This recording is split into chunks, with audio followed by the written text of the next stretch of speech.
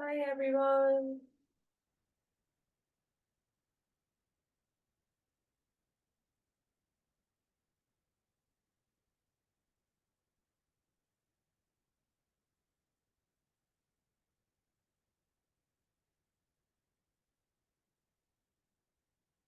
Hello, hello. Wait a couple minutes for everybody to get in.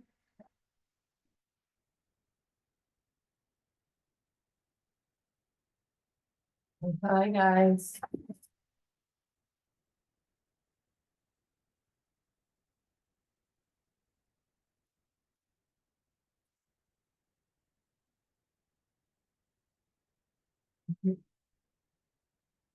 How many of you have already started referring people? Have any of you already gotten your link and started referring friends and classmates? Is that awesome? All right, awesome, awesome, awesome. Love to see that. Amazing. So, in the first, um, in the first session for the East Coast, we had Miriam present. Miriam is the student who is receiving 4,400 for her referrals and got more money from our contests as well throughout the year. And she came in and gave some tips. Um, she's not gonna make it to this meeting because she lives on the East Coast. It's 10 o'clock here and she's in college dorms now, but that meeting is recorded and will be on Canvas as soon as I can get my colleague to upload it to YouTube for me. So you guys can always check that out to see what Miriam talked about and kind of what she did to get ideas on how to refer friends. Basically, it's a lot of stuff that we're talking about, and I'll try to touch on what she talked about as well. It's still super early, you guys. Last year, I realized as I was putting everything together, last year, we started the ambassador program a month later. We started it at the end of September. And so this refer a friend training, for example, was only at the beginning of October. So you guys have a whole month on last year's ambassadors, right? So it takes time. Um, and school is just starting, so don't get discouraged if people aren't biting yet. It takes time. And I think this will help with some of the best practices that you can use. So I'm gonna go ahead and get started. As you guys know, I think you guys know this, but when you refer a friend, it's a win-win for everybody, right? Because not only do you get that $200 when they travel, right? So they have to travel, but the student that you refer will get a $200 discount as well. So it's a great way to get people to use your link to start their application by guaranteeing that by using that link, they're getting a $200 discount. Like I said, that $200 doesn't just come to you immediately when somebody starts an application, obviously, because then we could just have bots starting applications, right? What we want is are people getting their friends to actually travel. So you get the $200 when they travel. So for example, the money for the student for last year's ambassadors just went out yesterday. We had some technical issues. It was supposed to go out a week ago, but they finally received the money yesterday. So just so you know, we need to know that that student travels and goes on program before you get that $200. Remember that this discount only applies to new applications. Remember, a referral means you're talking to them and you're getting them to do a program. So that's why the application needs to be started with your referral code. So you can't, somebody who has their application already done can't transfer it and make it a referral under your name, right? They have to start the app with your link. If you have classmates who have just started and only done one or two things, you can always tell them to make a different another application with a different email, but otherwise we cannot, recognize those as referrals. And then, of course, the $200 discount that they will get can be applied, can be combined with any Global Navigator scholarship, right? So they get $1,000, $2,000, $3,000, however much they get, that $200 will be added to it. So how do you get your link? It's easy, right? A bunch of you have already gotten the link, I think, it sounds like. So super easy. You're going to log into your my.ciee.org account, and you'll see there's your applications, and then right under it, high school summer abroad referrals, okay? And you can share links via email there, you can copy your link, you can create a personalized link, which would be like a vanity link where you could change it to be just your name to make it easier to remember. And here you can see, for example, rewards earned. This ambassador got $1,800 yesterday. The potential earnings are the people who have started applications, but that means she had another $2,000 of people. That's another 100 students. No, not 100 students. No, I'm sorry, that's another 10 students that could that started apps but didn't finish the app and they didn't travel, right? So that still stayed under potential earnings, but rewards earned, she had 9 students travel with her referral link and she got $1,800. This year, like I said, we're gonna also push for you guys to be referring a lot of the HSA GAP and FYA programs. Do you guys know what they are? Does anybody know what HSA stands for? There are some students from HSA in the ambassadors. So what is our HSA program? Anybody know? So high school summer abroad is HSSA. High school abroad, yes. High school abroad, so it's a semester or a year. HSA is when a student goes and attends a local high school for a semester or for a full school year. Gap year, what is a gap year?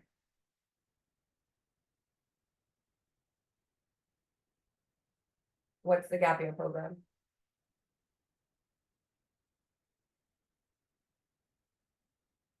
The year between college and high school, before college, right? It doesn't count as college. So we hear about gap years a lot where students say, I want to take a year to explore myself, to figure out what I really want before I go to college, right? So exactly, where you can get out and explore the year before college, that is a gap year. And what is first year abroad? Anybody know?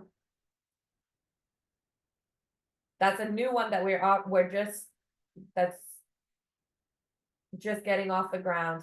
Yes, it's your first year of college. So if you go, you study, you get basically your prerequisites abroad on a CIEE program, and you would get a transcript from Dean College, which is a college in Massachusetts.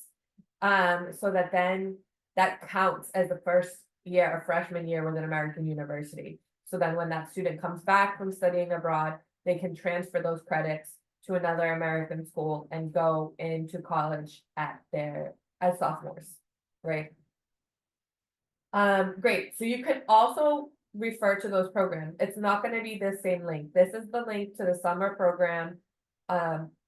If that's the program that you did, this is the link to the program that you did. The majority of you did the summer program, okay? But then you can also refer to these programs by clicking right down here. It says want to refer someone to a different CIEE program right at the bottom of that section, and this will pop up on the side.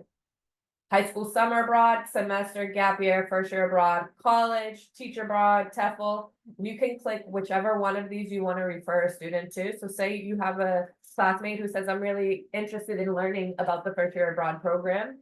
You would go on your MyCIEE, click want to refer someone to a different program, click on first year abroad, and you'll get a pop-up that will give you the option to generate your URL for that referral. Does that make sense? In chat? Does that make sense? Is that clear? Okay. Awesome. So successful global ambassadors, we have seen turn their QR code into, turn their referral link into either a QR code or a tiny URL to share it easily, or use that vanity link, right? Something that makes it easier than to share than that just, long address full of letters and numbers, right? So you can make it a tiny URL and put it in your social media, for example, in your bios. Or you can go and create a QR code. You should do both, probably. A QR code to put on posters, to put on presentations, to put on flyers that you pass out. We recommend the site QR Code Monkey. That's just a site that we know of that is free, though I know some ambassadors in the last session were telling me that they were being prompted to pay for an account. Don't pay for an account. There's so many websites that generate QR codes. So if QR Code Monkey doesn't work for you, just type into Google free QR code generator. You'll find a million that will give you a code. I think even Canva does. So if you're building a poster in Canva, you can then put in a URL to get a QR code on Canva as well. So those are going to be definitely ways for you to share your referral much more easily. Once you start referring, you'll see at the top, you'll see an option that says My Referrals. And there you can check on the status of the applications that you have referred. So for example, you would sign in and you would see all of these students who started an application, the program that they might be applying for, and what the status of their application is at. So you can see somebody just did something, a new one, or is it completed? Is it submitted? Right? You will be able to see, and you'll be able to see when they're logging into their accounts. So if you want to do that to give an extra push to the classmates that you referred, this is information that is available to you, right? So you can log in and see that somebody started a new application and then hasn't touched it since. You might want to check in with them and see if they have any questions, if there's any way that you can support them with their application. And then the money, of course, our top referrers from last year, Miriam, who you guys will see in the recording, got $4,400. So amazing job referring. Another one of our top referrers got $1,800. So it's really exciting, and you can get good money off of the referrals. So what Miriam talked about is doing a lot of the following things that I'm about to present about. Presenting in school and making flyers, stuff like that. But remembering to do it in your whole community. Remember, don't limit yourself just to your high school. So any activities that you participate in, any, if you're in dance after school, talk about it at dance. If you're in academic enrichment programs, talk about it there. If you're in sports, talk about it there, right? Anywhere that you can talk to other students and other high school students to get them interested is a place where you can be referring. It doesn't have to be just in formal presentations in your classroom, right? And she says that's what helped her to be so successful to get that much money. So $4,400 means she referred 22 students who traveled. That other 24, that means a total she referred 34 students. Yeah. 34 students potentially, right? But 22 students actually traveled on program. So that's the money that she got. And you can see down here, she edited her link and did just made it her name, right, to make it easier. So what you can do, you can present on your own in schools, you can present with CIEE in your school. So find out if CIEE is presenting at your school. They should be reaching out to you as well if they're presenting. Like I said, the local teams have a list of all of the ambassadors in their territories and should be reaching out. I know I saw one for Southern California. I know I saw Jesse reached out today to some people in a school she's presenting in next week. So definitely take advantage of that. Make sure you're presenting with GEAs, make sure you're sharing your code on those days. If CIEE isn't presenting, then talk to your teachers about setting up a presentation. Talk up to your teachers about presenting in your world language classes, about presenting in, for example, in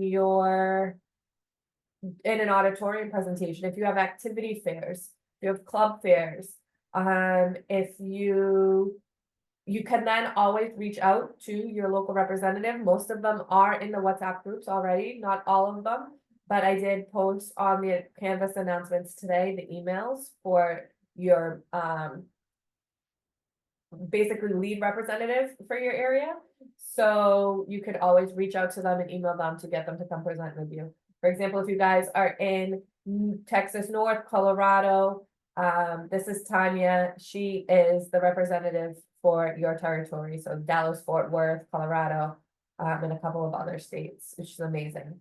Everybody is great. Everybody is super sweet. The CIEE, I don't know, we just attract awesome people to work for us. So everybody from the CIEE local teams that you guys will get to meet are really fun, interesting people who have a lot of experience traveling and love international cultures as well. So definitely reach out. You could also organize locally, make a school club, have a social mixer, right? This looks like at activities fairs, these students were presenting, getting information about CIEE, right? So these are other ways that you can do that. You could do something at a library, if you could create an event at a library, or anywhere else in your community that might attract students from several different schools, right? These are all things to think of. And remember to always have your QR code readily available on all of the materials that you're giving out.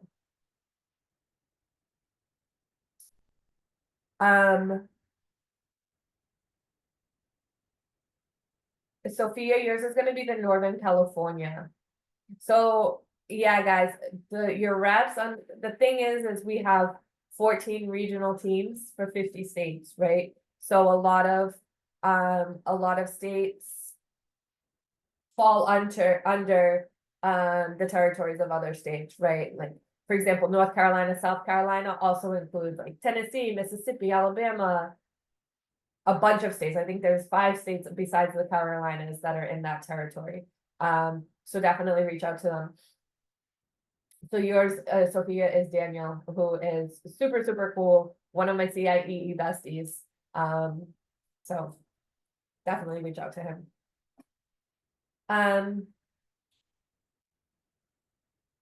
Okay, and then, so you see here, these students are holding CIEE posters, flyers, materials. How do you get these materials?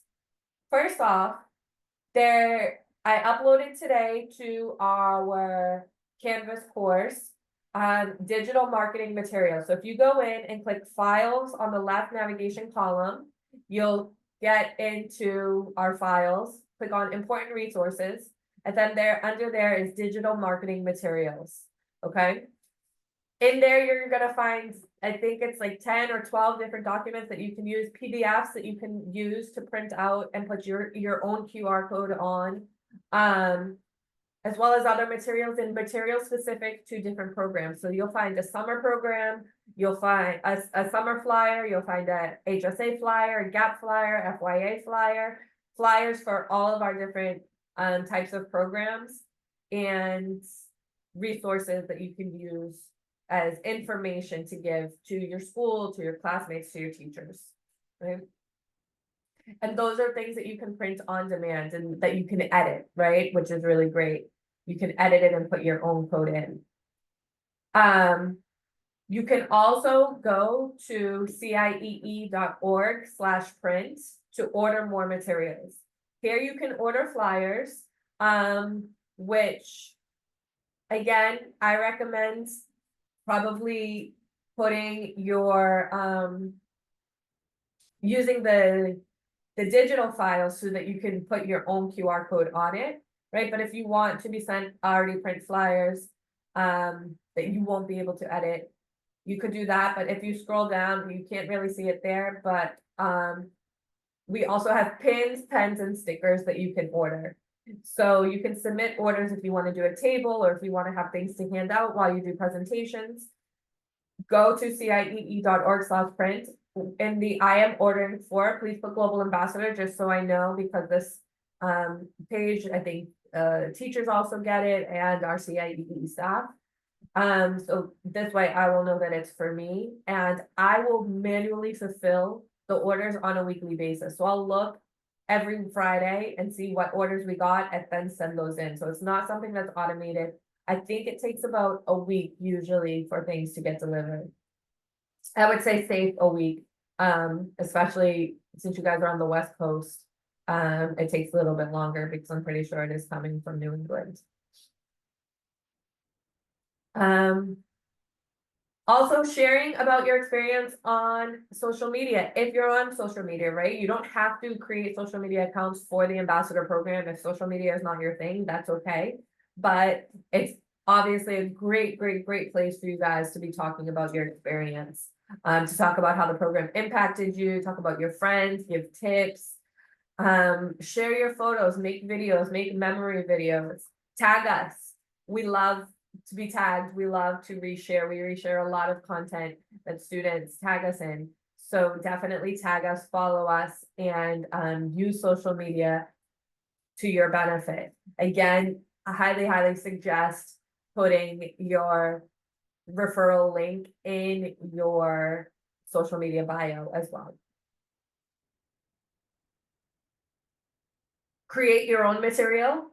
So we give you posters, but you can also create your own posters. And a lot of times those are going to be more powerful for your classmates than the posters that we give. So include posters of your own experience with your own pictures, with your own take on the programs, and hang those up around your school. You can work with your language teacher to get them hung up. You can pass them out at club meetings. You can pass them out on bulletin boards, or hang them up on bulletin boards. Just get the word out through print material. And then some TikToks. I'll show you these 2 TikTok examples. You can always record TikToks, make TikToks as well, and be creative to talk about your memories and how much you miss being abroad.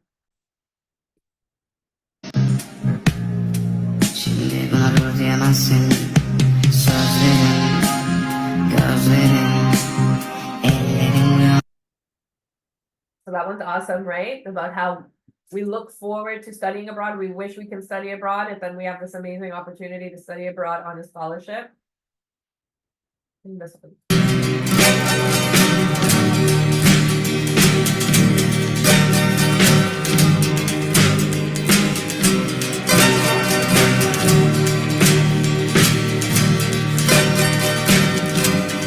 Locked in a stalemate, man was no.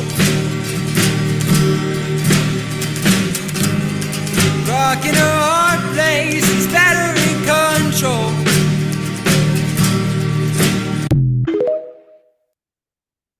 Cool.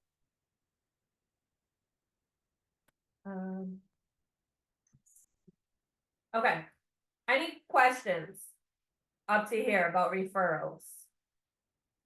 Questions on refer friend? Is it clear, the refer friend process? It's pretty easy, pretty straightforward. Just get that link and get it out there and share it. Do you guys have any questions?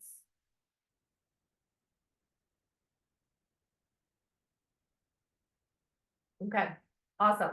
I want to talk to you guys quickly about 2 more things, fundraising and the CIEE projects before we finish up for tonight. So fundraising. So obviously you guys already went abroad. Maybe you guys fundraised last year. Maybe you want to go abroad again next year and need to fundraise for your trip. Also, you might run into students who want to study abroad but don't have the funds to do so, right? And we know that our scholarship is amazing. Sherry Long is amazing. Our donor gives us money to fund $7 million worth of scholarships a year, but that doesn't include airfare. That doesn't include spending money for when students are on program. So students often are looking for ways to fundraise that extra money as well. So we have a fundraising toolkit that is on the Canvas as well under the files. You can go in there and check that out. That's where all of these images come from. But I just wanted to run through and give an overview of ideas of how you could host a fundraiser. Maybe you can help students in your school who are applying to create some sort of group fundraiser, or these are ideas that you can recommend to your classmates. So, how we lay out, how CIE likes to lay out fundraising best practices, what you should do. The first thing is find a mentor, find somebody who can help you, an adult that can help you reach out to their network, as well as, with any logistics that you need,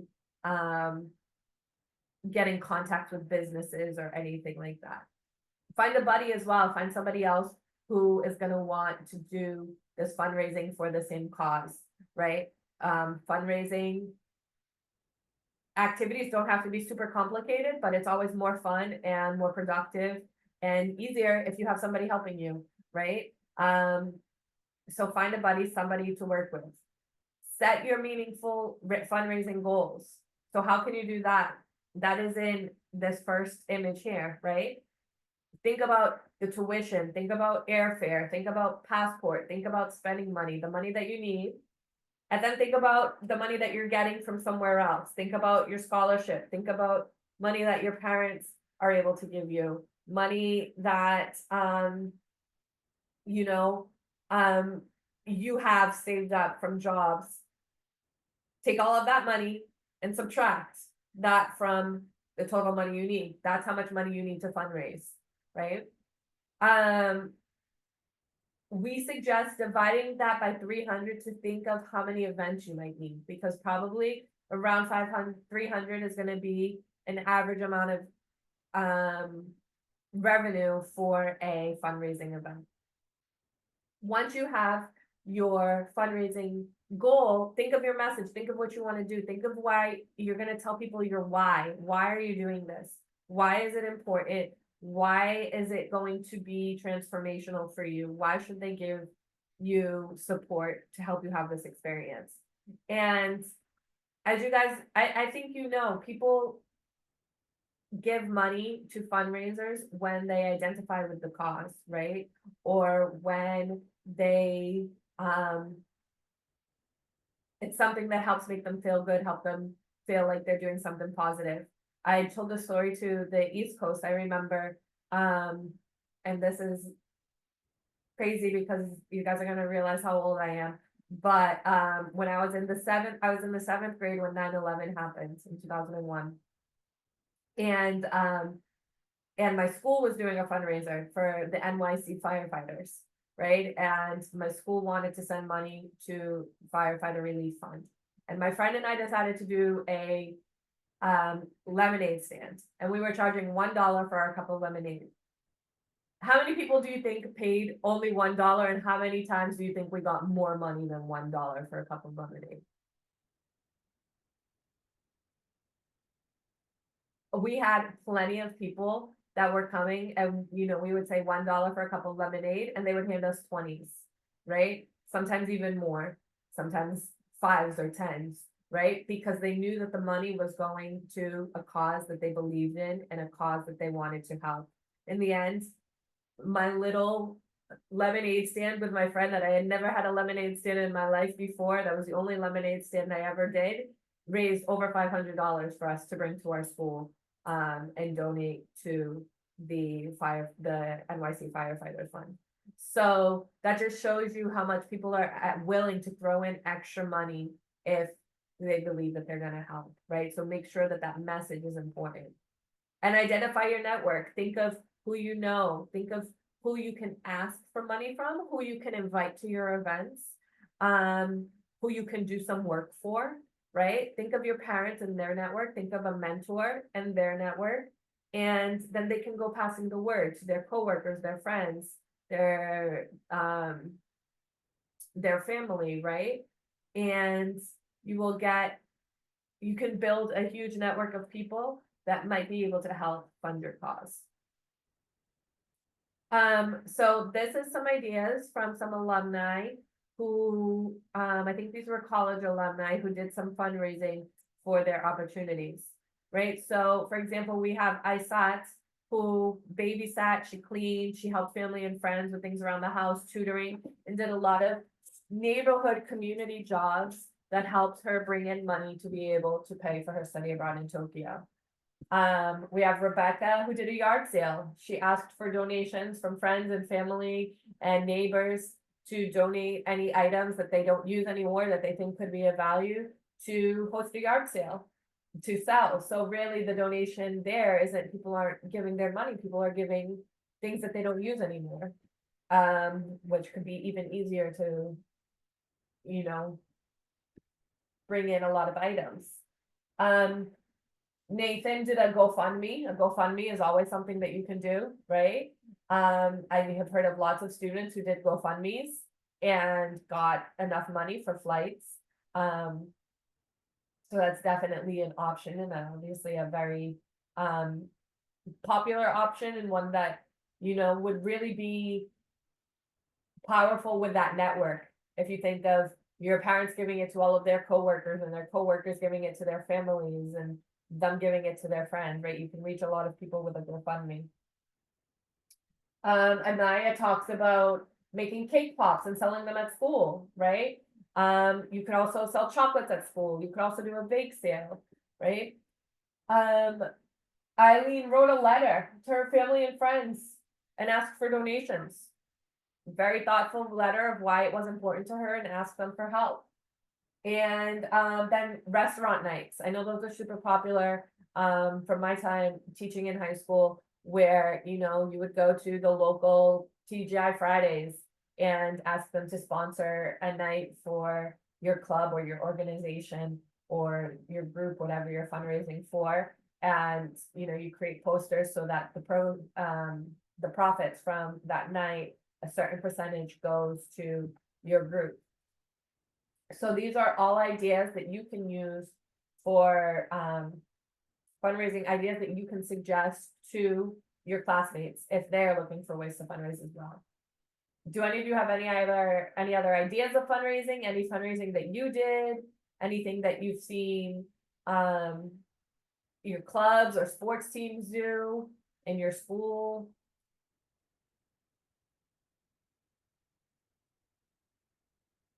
Anything? Anything else to add? I know kids, when I taught at high school, would go buy chocolate in bulk at BJ's and then sell it. Yeah, local business support. Working.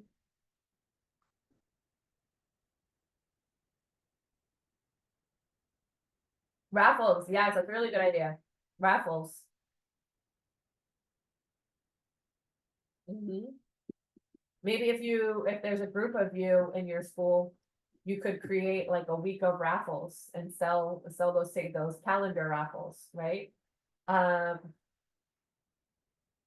And you know, if there's a group of you, you could all get one thing to raffle off each day from local businesses, from friends and family. Right? Recycling, that's great.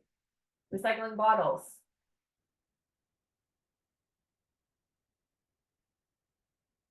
Baked goods, yes, awesome. Awesome. So you guys got lots of good ideas. You can find the fundraising toolkit on our Canvas page that will give you more ideas that you can either use to help students applying, or if you want to go back abroad, that you could use yourself, or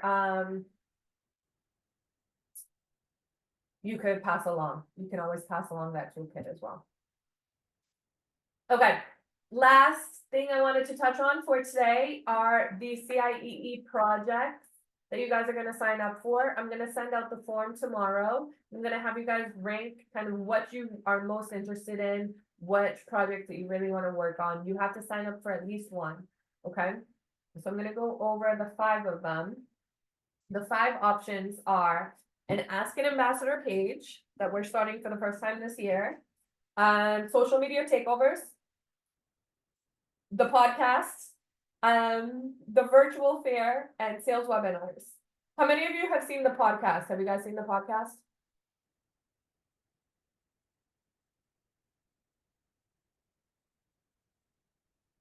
yes, yes. So some of you have seen the podcast. How many of you went to the virtual fair last year?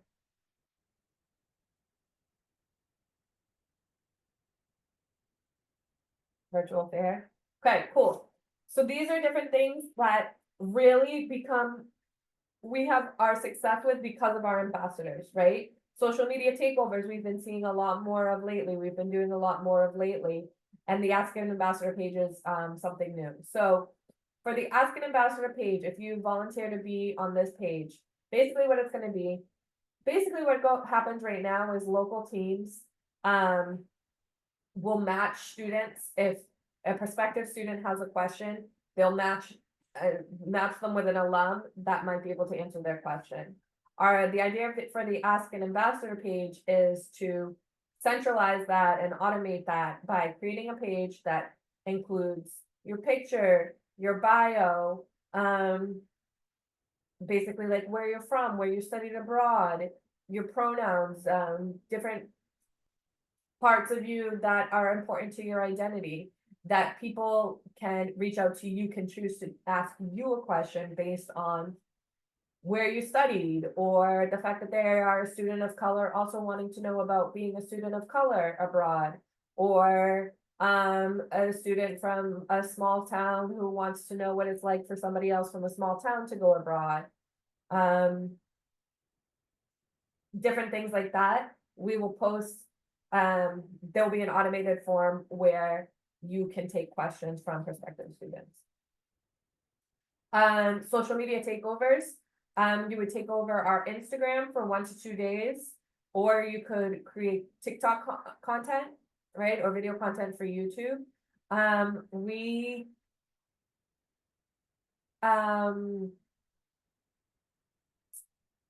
Yeah, think about different creative things that you could do with this.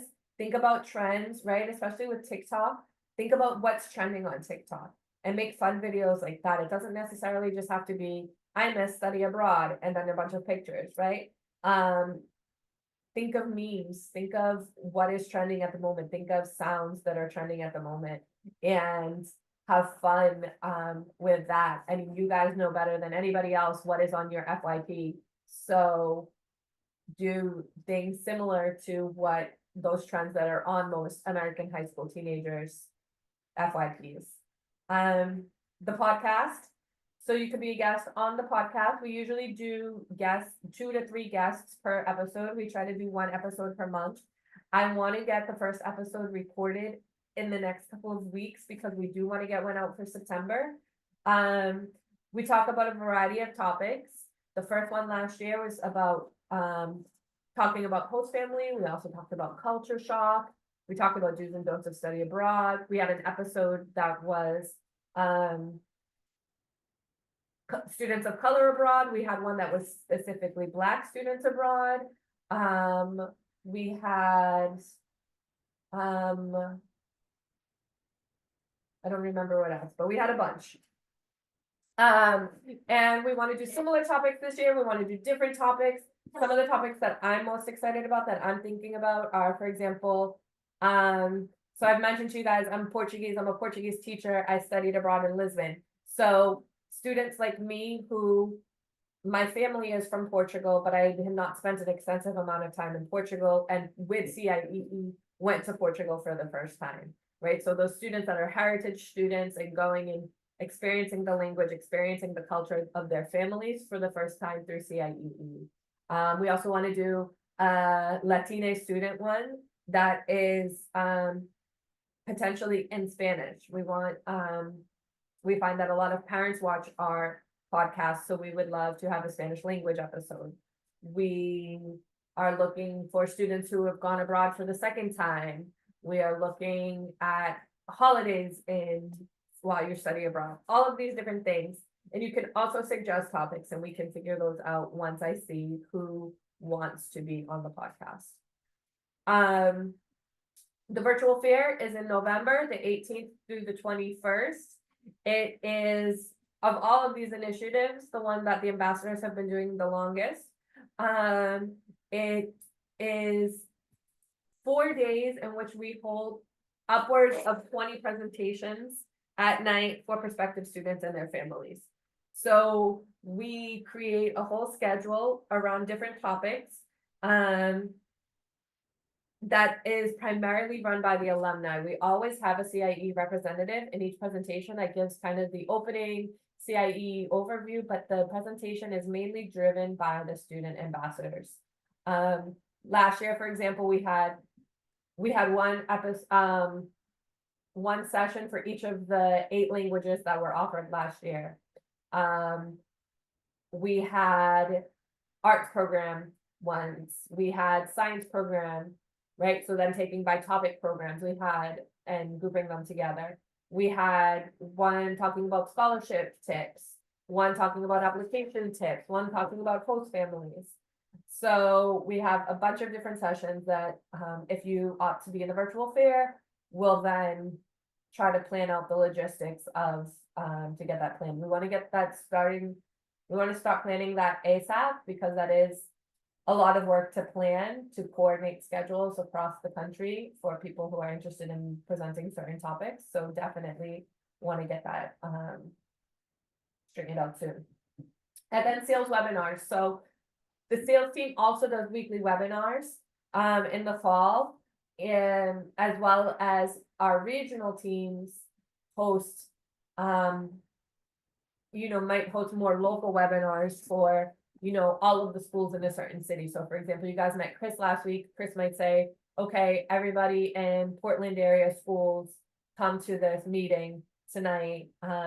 And a lot of times they ask me for ambassadors to present in those. So that would be putting your name on a list to be available if they want ambassadors. Last year, they also reached out to me once because they wanted parents to be on one of these webinars. So, maybe you guys can do it. It was ambassadors with their parents. So that's another fun opportunity. And these are all great ways for you to get your QR code out as well. Especially, I would say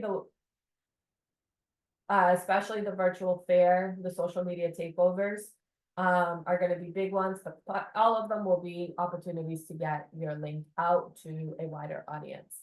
So I'm going to put together that form for you to request and for you to put what you're interested in participating in.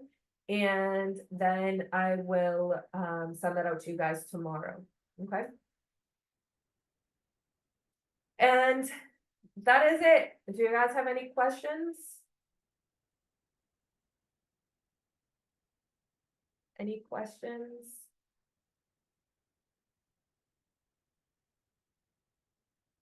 Your hand up. Evelyn?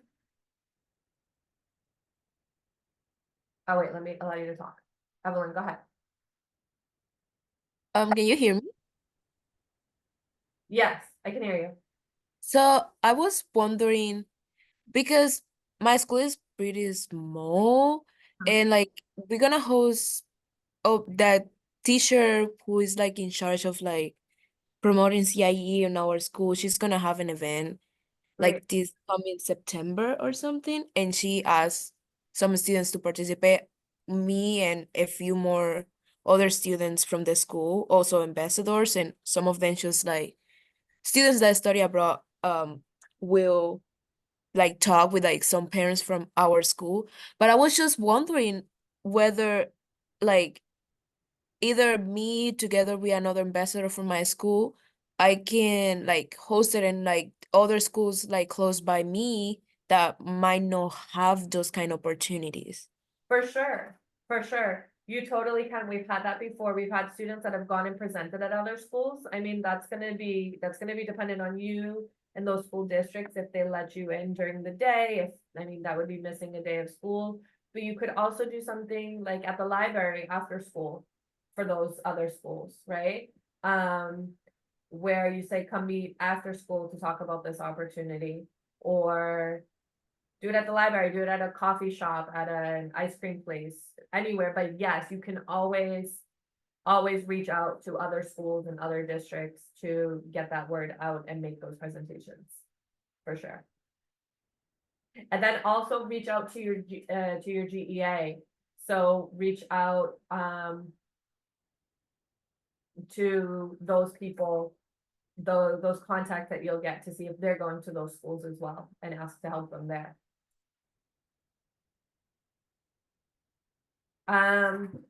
So how many materials do you recommend we order? I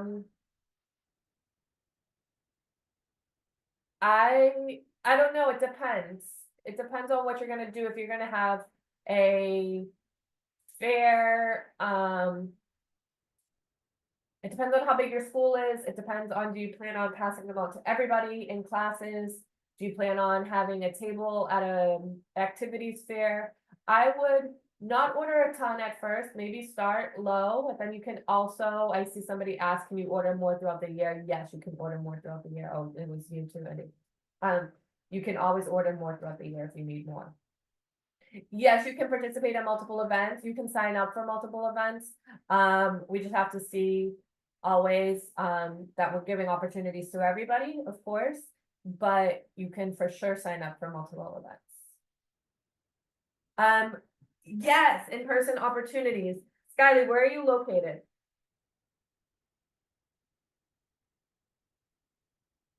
Yes, we'll put that link on Canva tomorrow. Yes, so Skyly in Los Angeles, so, Jesse has reached out on your WhatsApp group and they'll be hosting some, virtual fairs, virtual meetups for students in your region. First, this month, it will be a Zoom meeting, but then you will also, they should also be posting some meetups in person. So yes, the short answer is yes, there should be meetups in person hosted by CIEE. If they're coming to your school, if you already know that they're coming up to your school, reach out to your GEA. If you want them to come to your school, reach out to your GEA. Those are on the Canvas. Let me show you. I'll sign into the Canvas and show you. I just posted it a couple of hours ago.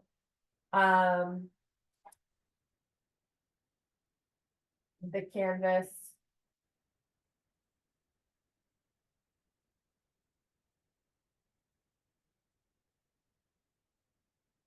Page. US students. So when you go into Canvas, local representative contacts. You have their emails here. They're also all in your WhatsApp groups. Okay, so most of them should be in the WhatsApp group. Some of them still haven't joined, but will be joining briefly. Canva.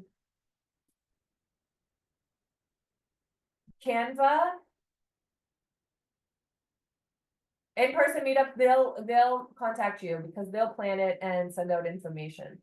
So, yeah, they will contact you for sure.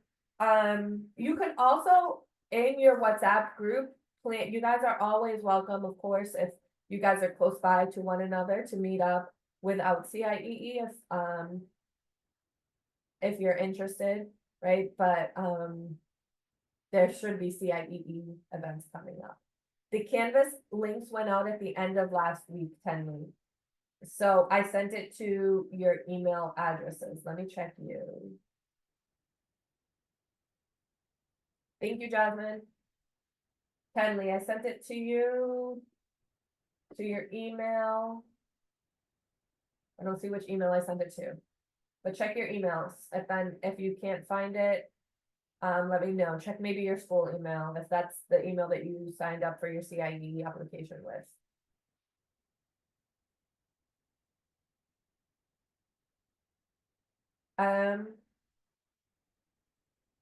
Any other questions?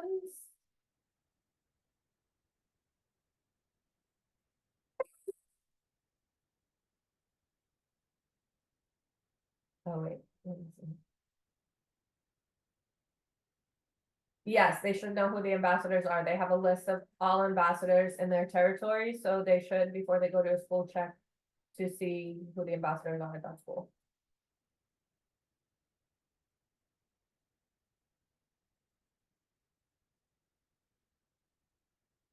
Okay, you guys are good. You can sign out if you don't have any questions. Thank you guys. Have a good night.